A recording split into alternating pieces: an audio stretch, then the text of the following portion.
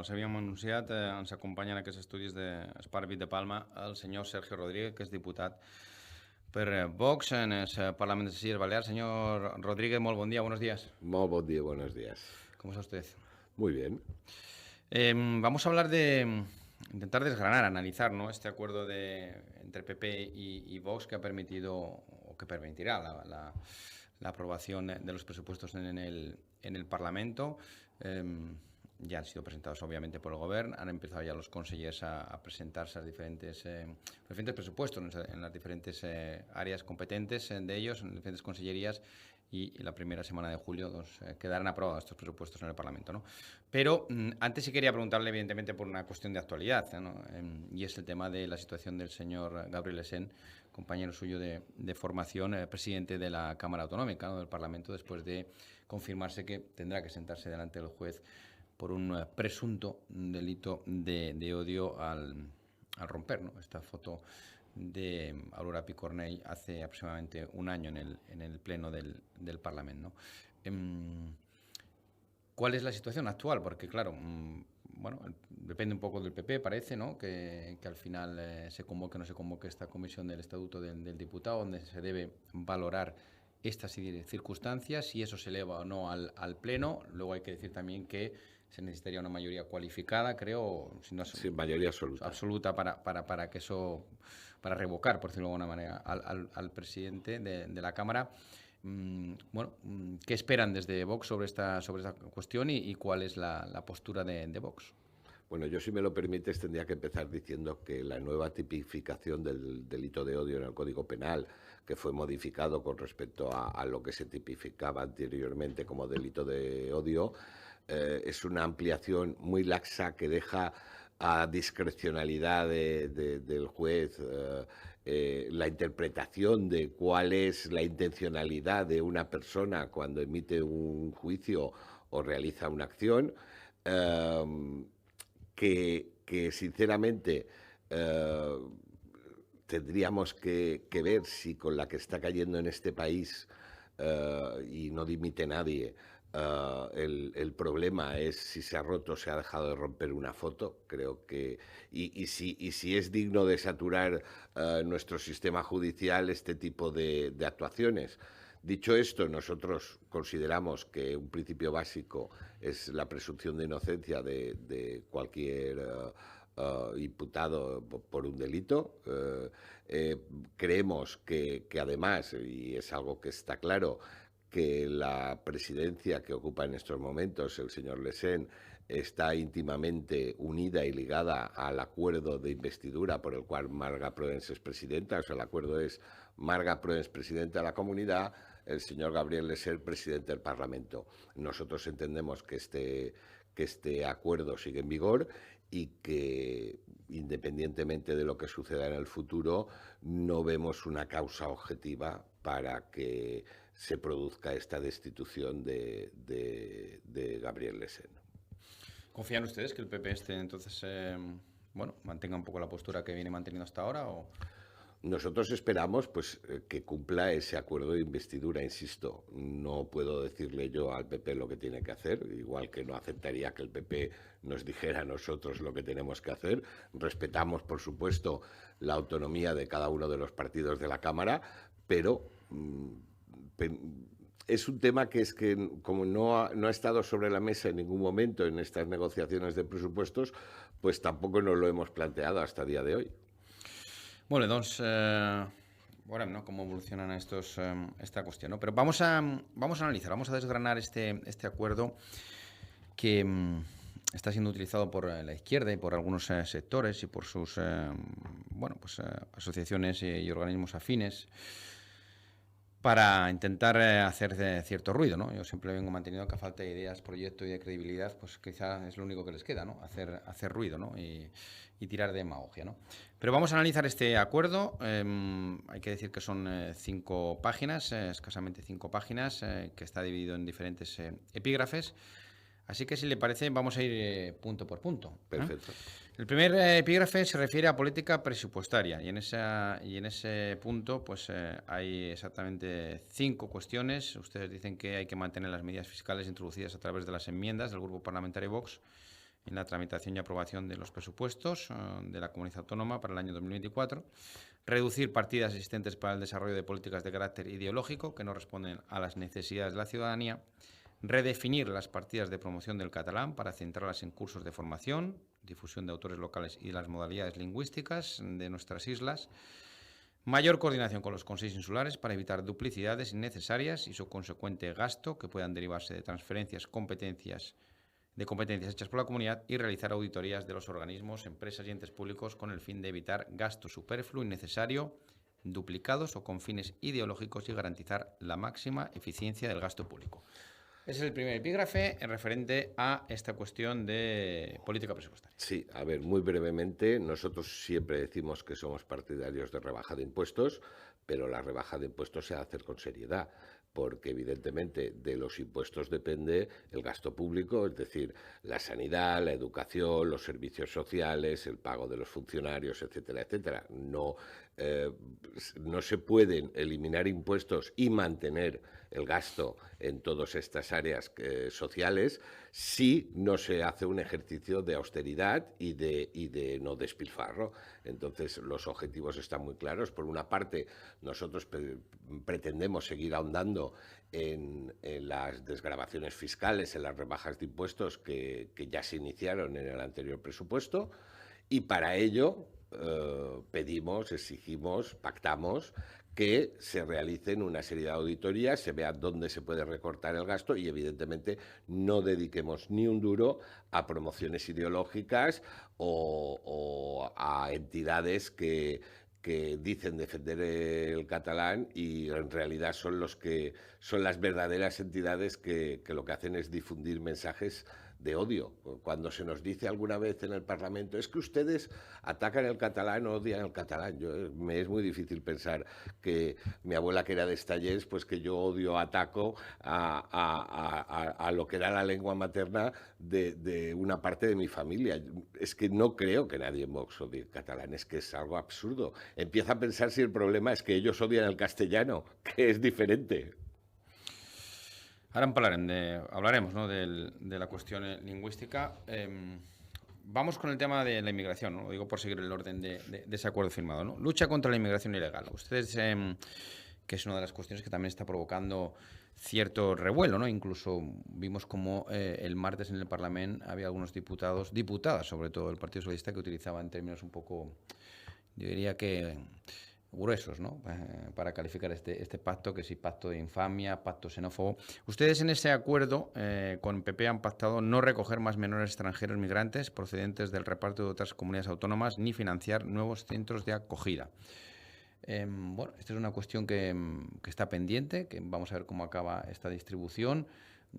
El Gobierno ya lo ha dicho también, por parte del Gobierno, por parte de los consejos, que no hay más capacidad para acoger a estos menores. Ustedes mantienen en que lo que hay que hacer es fomentar políticas de remigración, ¿no?, de regreso y de devolución de estas personas que llegan aquí de manera ilegal a sus países de origen, ¿no? A ver, lo primero de todo, estamos hablando de menores. Menores son menores de 18 años. Donde tiene que estar un menor es con sus padres, pero es algo tan evidente que creo que no merecería la pena discutirlo. Donde tiene que estar un niño es con sus padres, punto número uno. Punto número dos, este reparto que además se ha pactado con Junts en Waterloo, supongo, que beneficia o prima el que no vayan a Cataluña y se repartan por toda España. No es que seamos insolidarios con el drama que está viviendo Canarias, porque Canarias vive un drama con la inmigración ilegal, pero nosotros aquí también, porque ya tenemos una ruta establecida con Argelia y cada día, de hecho a día de hoy, ya han llegado más inmigrantes que en el mismo tiempo del año pasado. O sea, es algo que no podemos... El triple. Sí, no podemos seguir impasibles. Crean problemas y no es aquello que se dice, es que ustedes odian a todo lo que viene de fuera. No, en absoluto. Nosotros no tenemos ningún problema con aquella gente que viene aquí ordenadamente, legalmente, a trabajar, a aportar, a integrarse, que llama a la puerta, pide permiso, entra y aporta. Es que, porque además el dejar entrar a toda esta gente por la puerta de atrás es un agravio comparativo para todo el que ha hecho la cola. O Es como si uno llega a la taquilla del cine, se salta la cola, se pone el primero, y encima la taquillera le hace un descuento. Es algo que creo que es tan racional y tan de cajón que nadie lo entenderá de otra manera. El otro día, en una de las redes sociales, leí algo muy curioso y era el coste del internado más caro de Inglaterra, que el colegio de Eton, un colegio para privilegiados, que ese internado cuesta 50 y tantos mil euros o 60 y tantos mil euros al año el tener. Oye, pues es que nos sale más barato coger a todos los menores y matricularlos en Eton, porque a nosotros nos cuestan más cada año. Estamos hablando de 7.400 euros cada mes, cada menor. ¿Hasta qué punto lo podemos soportar? ¿Hasta dónde? Y claro, detrás de esto se crea un negocio, que es de lo que nadie quiere hablar y de lo que sí hablamos nosotros. Estas llamadas ONGs, empresas del tercer sector, que son las que muchas veces acogen a estos menores a través de contratos con la administración pública y que acaban haciendo de esta especie de trata de esclavitud del siglo XXI un negocio. Y esto, de alguna manera, lo tenemos que detener, porque si no nos desintegraremos como país, crearemos cada vez más problemas de convivencia y encima los crearemos en aquellos barrios y zonas donde vive la gente trabajadora más humilde, que son los que acaban pagando las consecuencias de este exceso de inmigración ilegal, porque no la pagan los ricos. No creo que los que tienen chalets de 5 millones de euros tengan ningún problema con la inmigración ilegal. Los tienen barrios como Son Roca, Son Golleu, La Soledad, Polígono de Levante. Allí es donde viven el problema, que es donde vive la gente más humilde, la que no se puede permitir ir a comprar a otras zonas de la ciudad. Yo creo que la demagogia de la izquierda, y de hecho le está pasando rédito electoral, no solo en España, en toda Europa y en todo el mundo, porque estos discursos buenistas de quien no padece el problema y se lo endosa a los demás, pues llega un momento que ya no convencen. De hecho, usted hablaba de bueno, del papel que juegan algunas ONGs, algunas asociaciones. En este acuerdo también ustedes piden suprimir esas subvenciones con estas ONGs que colaboran con el tráfico de personas y la inmigración irregular. Algo que también, bueno, pues ha provocado ciertas quejas y críticas. Es que estamos ante lo que realmente es un drama. Porque este año ha llegado a las costas de Baleares no solo multitud de pateras, ha llegado multitud de cadáveres. Hay gente que muere intentando llegar a esta especie de tierra de promisión donde todo se les va a dar regalado. ¿Qué es ese efecto llamada? Porque estas mafias que trafican con personas y que cobran miles de euros para hacer esa peligrosa travesía en Cayuco, utilizan las redes sociales para decir: tú te vas a sacrificar, vas a pagar un montonazo de dinero, cuando llegues a este país vas a tener que pagarnos este dinero que ahora te cuesta el pasaje, pero mira todo lo que vas a tener. Y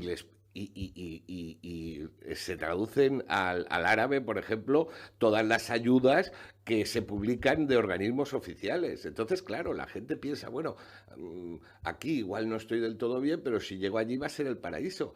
Porque además, estoy harto de oír, huyen del hambre y de la guerra. Yo todavía les he interpelado 1000 veces en el Parlamento. Díganme ustedes qué guerra hay en Argelia, qué guerra hay en Marruecos, qué guerra hay en Senegal, y si se pasa hambre en Marruecos o en Argelia. Y no es verdad, porque además basta ver cómo llegan muchos de ellos, que parecen modelos de fitness.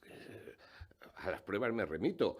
Algunos que llegan con móviles de última generación, un móvil que yo no tengo, iPhone de última generación. O sea, allí hay todo un negocio, un tinglado montado, aprovechándose muchas veces de la ingenuidad de estas personas que piensan que van a llegar aquí y van a estar como reyes. Y lo que hemos de cortar de raíz es ese efecto llamada, que sepan que el que entra de manera ilegal aquí, el que entra rompiendo la puerta, saltando por la ventana, muchas veces, como en Ceuta y Melilla, agrediendo a los cuerpos y fuerzas de seguridad del Estado, no va a ser nunca legal. El proceso de regularización de inmigrantes ilegales es una auténtica barbaridad. Porque es decirles, bueno, incumplan ustedes la ley, como pasó con los catalanes, que nosotros le haremos una amnistía. El regularizar al que ha entrado de manera irregular es, aparte de un fraude de ley, es incentivar que siga llegando gente, incentivar que siga muriendo gente en el intento de cruzar el Mediterráneo, y la culpabilidad moral la tienen los partidos de la izquierda, no nosotros. Vamos con otro de los puntos de este acuerdo PP-Vox. Tema de política de vivienda. Hablamos sin duda también, bueno, yo creo que es el principal problema, ¿no?, que tenemos ahora mismo o que tienen los residentes en nuestras islas, esta dificultad para hacer la vivienda, los precios absolutamente desorbitados, tanto para comprar como para alquilar, ¿no? Que hasta hace pocos años pues el alquiler era una buena alternativa, ¿no?, pero ha dejado de serlo, ¿no? Ustedes han pactado en ese acuerdo establecer ayudas para el acceso a la vivienda, incluyendo como requisito de acceso la acreditación de 5 años de residencia en las Illes Baleares, ¿no? Sí, precisamente para evitar ese efecto llamada.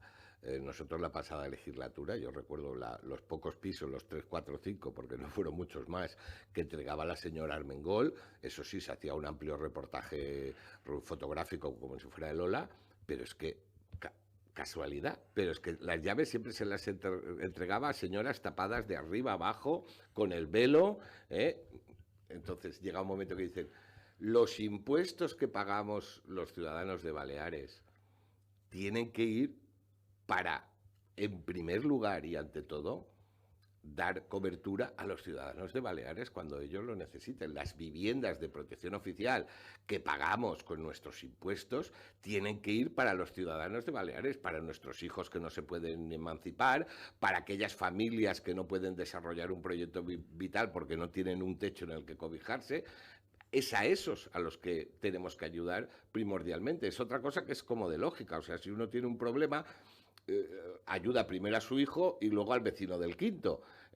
Primero mi hijo y luego el vecino del quinto. Pues no se trata de una falta de solidaridad, sino que se trata que primero tenemos que ayudar a los nuestros y luego ya ayudaremos a los demás.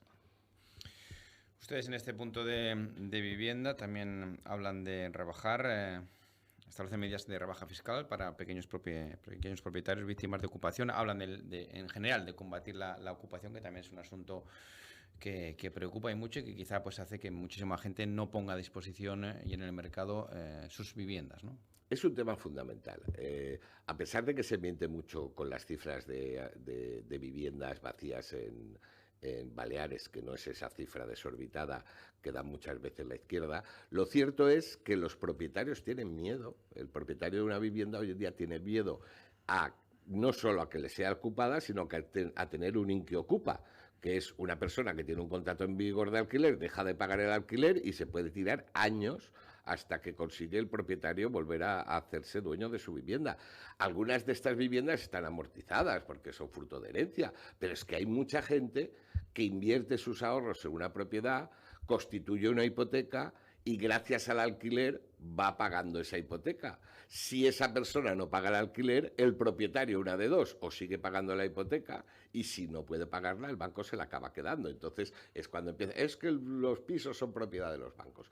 Aquí la única manera, y por desgracia esta comunidad no tiene las competencias necesarias, sería cambiar la ley de arrendamientos urbanos, que una persona que no pague el alquiler pues sea desahuciada en un mes, y como pasa en toda Europa, y por eso funcionan mejor los alquileres en el resto de países como Alemania.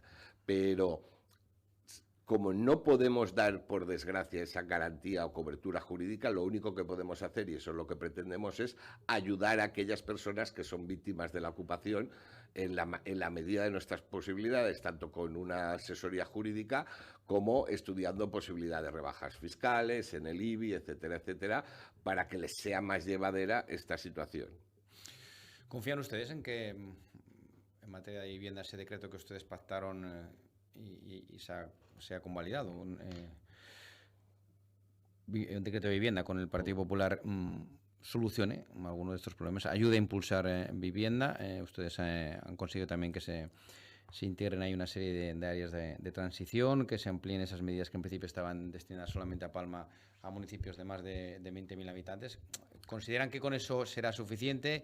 ¿Cuándo consideran que podrá empezar a verse, ¿no?, los efectos de esa medida? Ni muchísimo menos. Esto es un paso en la dirección correcta, pero falta mucho por hacer. Pero falta mucho por hacer porque hay que cambiar la mentalidad. Lo primero de todo, hay que tener en cuenta, por ejemplo, ahora voy a hablar de Palma, porque Palma es prácticamente una tercera parte de toda la población de las Islas Baleares, y con la zona casi conurbana, que serían Calviá, Marratxí, Llucmajor, llegaríamos casi a la mitad.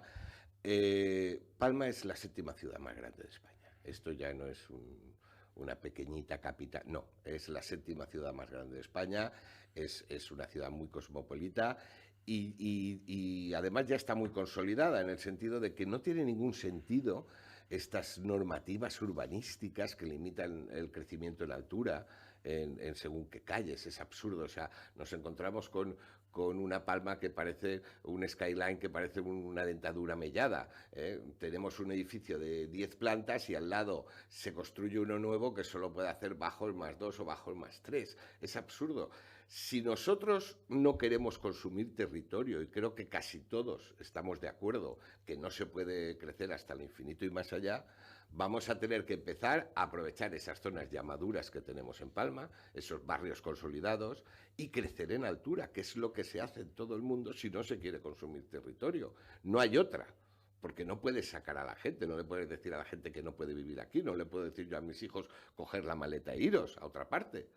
La población va creciendo y ya no hablemos con la inmigración que nos llega. Entonces, la única manera es tomar medidas más valientes. Crecimiento en altura, aprovechamiento de todos los solares que tenemos. No podemos seguir haciendo viviendas de protección oficial como las que hay en la zona de Los Cimás, al lado de la antigua cárcel, que parecen chaletitos y resulta que son viviendas de protección oficial y donde podrían vivir 5.000 familias, resulta que viven 50. El proyecto para Son Busquets, un sitio donde cabían sin ningún problema 1.500 viviendas, ahora se está hablando entre 700 y 800. ¿Y por qué? Es un terreno, ya digo, que está en medio de Palma, que está consolidado, que está rodeada de edificios altos. Entonces, si no queremos consumir territorio, si no queremos ir creciendo cada vez más hacia las zonas rurales, no nos queda otro remedio que crecer en altura. Facilitar la conversión de locales comerciales y de oficinas en vivienda, que hay...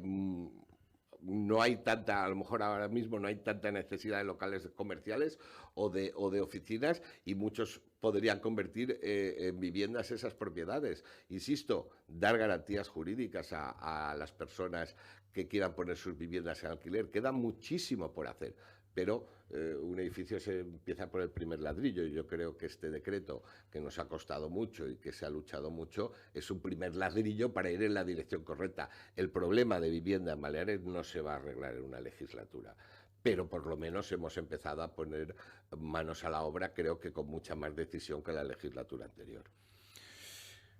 Hablemos del tema que está provocando más polémica, ¿no? Seguramente porque así le interesa a los partidos de la oposición, ¿no? y a ciertas entidades, ¿no? Es el tema de la lengua, ¿no? Del bilingüismo, como se recoge en este acuerdo: bilingüismo en la educación, bilingüismo en la administración, ¿no? Básicamente, lo que dice este acuerdo en cuanto al bilingüismo en la educación es que se modificará la Ley de Balear de Educación para incluir la vehicularidad de las dos lenguas cooficiales y la promoción de las modalidades lingüísticas propias de cada isla dentro de lo que es el sistema educativo. También impulsar y avanzar en ese plan piloto de voluntario de elección de lengua, que ya se puso en marcha en el curso pasado, pero ahora se aplicará en educación primaria y se extenderá a la secundaria a partir del curso 2025-2026.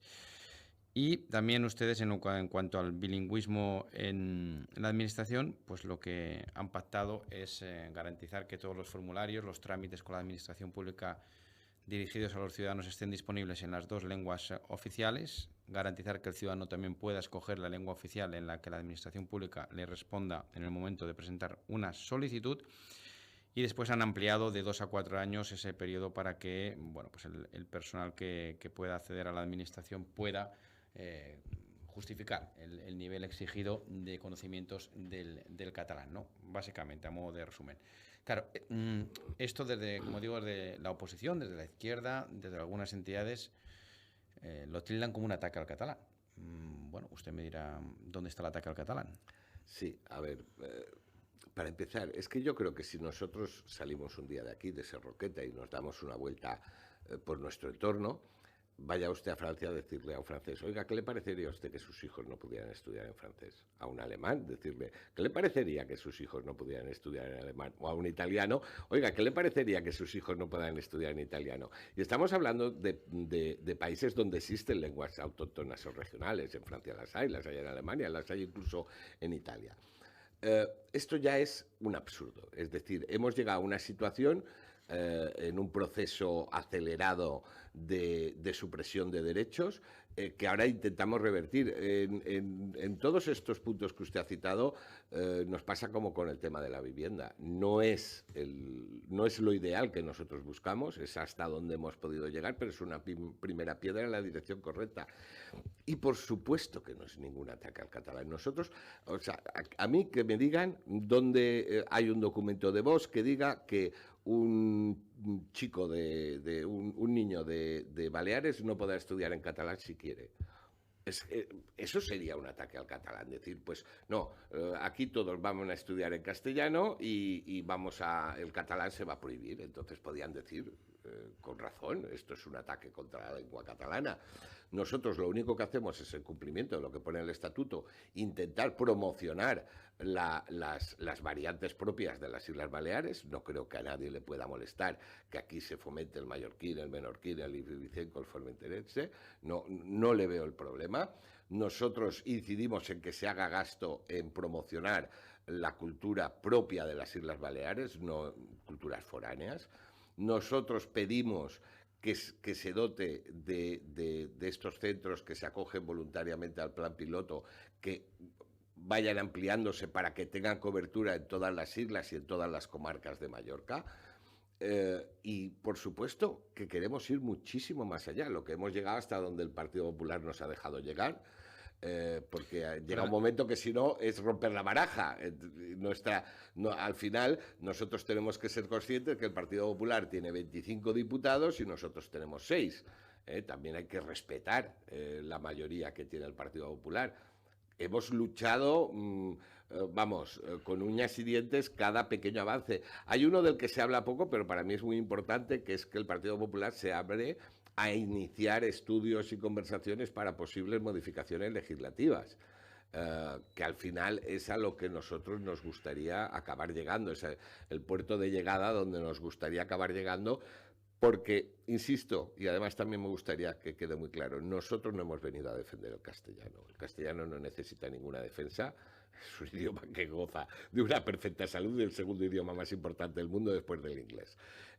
Nosotros defendemos derechos de las personas, porque las lenguas no tienen derechos, ni el castellano, ni el francés, ni el catalán, ni ninguna lengua. Quienes ostentan derechos son las personas. Cuando me dicen la lengua de la tierra, las piedras no hablan, hablan las personas. Cuando me dicen que el castellano es como un idioma extranjero, es que la mayoría de la población de Baleares tiene como lengua materna el castellano. ¿Eso quiere decir que no se debe fomentar, preservar el catalán? Por supuesto que no. Es que no queremos que se pierda ninguna lengua española, porque el catalán es una lengua española, el valenciano es una lengua española, el gallego es una lengua española y el vascuence es una lengua española. Estamos felices de tener esta riqueza cultural. Pero eso no puede suponer una imposición por parte de una minoría, y aunque fuera mayoría, sobre los derechos individuales de los padres y de los alumnos. Estamos hablando con el señor Sergio Rodríguez, que es diputado de Vox en el Parlamento de las Illes Baleares, desgranando, analizando los diferentes puntos de este acuerdo que sellaban el pasado viernes PP y Vox para la firma de los presupuestos del año 2025, de este año ya en curso. Vamos a acabar esta entrevista. Nos quedan todavía algunos puntos de este acuerdo. Rápidamente, política guerrera y rechazo al Pacto Verde. Ustedes también lo incluyen en ese acuerdo. Siempre han sido ustedes muy críticos con esta política de la Unión Europea y con las consecuencias que estaba teniendo y que está teniendo sobre el campo, agravadas aquí en las islas, además por el hecho de la insularidad. La política verde europea es un suicidio colectivo, inducido y absurdo. y a quien afecta en primer lugar es al sector primario, a nuestros agricultores, ganaderos y pescadores, pero también a todo el sector industrial por los precios absurdos que se está poniendo a la energía, que nos hacen no competitivos.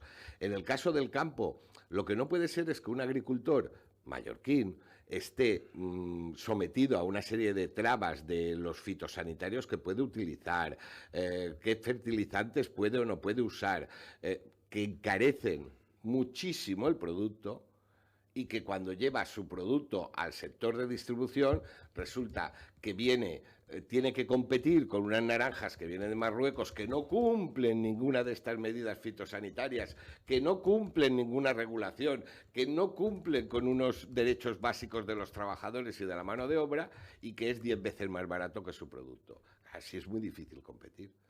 Nosotros tenemos una de dos, o si se quiere seguir cumpliendo a rajatabla, pues habrá que cerrar los mercados al exterior, o hacer como Trump, poner unos aranceles desorbitados, porque lo que no puede ser es competir en desigualdad, con la mano atada a la espalda, y además por normas que dictan unos señores en despachos de Bruselas, que lo más cerca que han tenido al campo es un día que pasearon por el parque, porque son urbanitas, es gente que se les muere las flores en las macetas.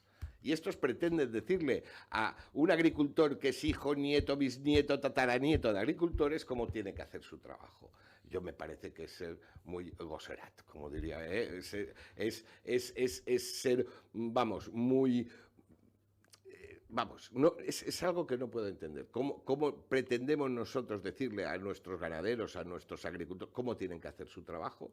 Cuando llevan generaciones haciéndolo, son perfectamente capaces, son los primeros que quieren preservar el medio natural, porque un pescador sabe perfectamente que si sobrecarga la pesca, pues acabará quedándose sin caladeros. El agricultor sabe que no puede destrozar la tierra, porque si no, no podrá producir. Es dejar de poner palos en las ruedas a todo nuestro sector primario, que además es de muchísima calidad. Y una última cuestión, rápidamente, señor Rodríguez. Derogación de la Ley de Memoria Democrática, ¿no? Esta es algo que parecía evidente, ¿no? Y cuando ustedes además firmaron ese pacto de investidura, así parecía, ¿no? Y así quedaba reflejado. El PP también lo había manifestado durante la precampaña. Lo que pasa es que, en esas diferencias que ustedes tuvieron a finales del año 2024, hubo un cambio por parte del Partido Popular, salvó esta derogación votando junto con la izquierda del Partido Popular. Ahora se vuelve a incorporar en este acuerdo y esa derogación de la Ley de Memoria Democrática, ¿no? Es un tema que a mí me afecta especialmente porque he sido quien siempre lo ha llevado en el Parlamento, y además mis estudios, yo soy historiador, es que a mí nadie me tiene que decir lo que es la historia, ni lo que puedo o no puedo estudiar, o predeterminar lo que es una investigación histórica, porque si llego a una conclusión diferente a lo que dice una supuesta ley de memoria democrática, estaré incurriendo en un delito. Es que es algo de una absurdidad tan grande. No sé, o sea, es pretender por algunos partidos que por lo visto se consideran herederos de uno de los bandos de la guerra civil, ganar en el siglo XXI una guerra que perdieron en la primera mitad del siglo XX. Es absurdo, es una revancha, es una ley de odio, es una ley cargada de ese espíritu de volver a enfrentar Cainita a las dos Españas, que es que no se puede entender, dos Españas que se reconciliaron en la transición. Todos renunciaron a mucho. Los que habían ganado la guerra renunciaron a seguir controlando el poder. Los que la habían perdido, con Santiago Carrillo y la Pasionaria a la cabeza, aceptando la monarquía, la bandera rojigualda y una serie de cosas que supongo que no les gustaban. Pero en un ejercicio de generosidad decidimos darnos la mano, olvidarnos de una guerra que pronto hará 100 años que empezó, que a nuestros jóvenes les suena como las guerras púnicas, o la guerra de los 100 años o la de los 30 años, les quedan muy lejanas, y queremos revivir esos odios. Queremos volver a hacer que condenemos a nuestros abuelos según en el bando en el que lucharon, o a nuestros bisabuelos ya para muchos.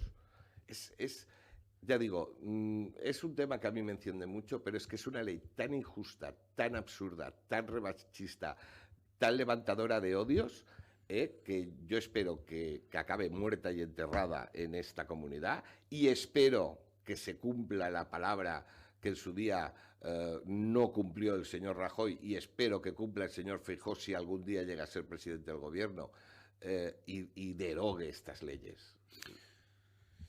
Bueno, pues queríamos aportar luz, queríamos desgranar este acuerdo entre Partido Popular y Vox para que nuestros oyentes, nuestros espectadores luego tengan ya información y a partir de ahí, pues criterio propio y saquen sus propias conclusiones. Una última cuestión, rápidamente, señor Rodríguez. Actualidad, empezábamos la entrevista por la actualidad aquí política a nivel autonómico, por el tema de la situación del señor Lesen. Le tengo que preguntar, evidentemente, por la actualidad a nivel nacional, por este vodevil, bueno, ya no sé cómo calificarlo, ¿no? Por este sainete, por este culebrón que estamos viviendo cada día. Ayer, ya con este número que montaron la señora Leire y el señor Aldama. Ustedes de Vox son en ese sentido muy contundentes, ¿no? Y de hecho, mañana hay una conferencia de presidentes. Ustedes le han pedido al Partido Popular que no acuda a esa conferencia de presidentes y que no le den ni un gramo de oxígeno a este gobierno y a su presidente, ¿no? Yo entiendo que a veces el Partido Popular se deja llevar por ese sentido institucional de guardar las formas. Y yo entiendo que las formas se deben guardar cuando la otra parte también las guarda.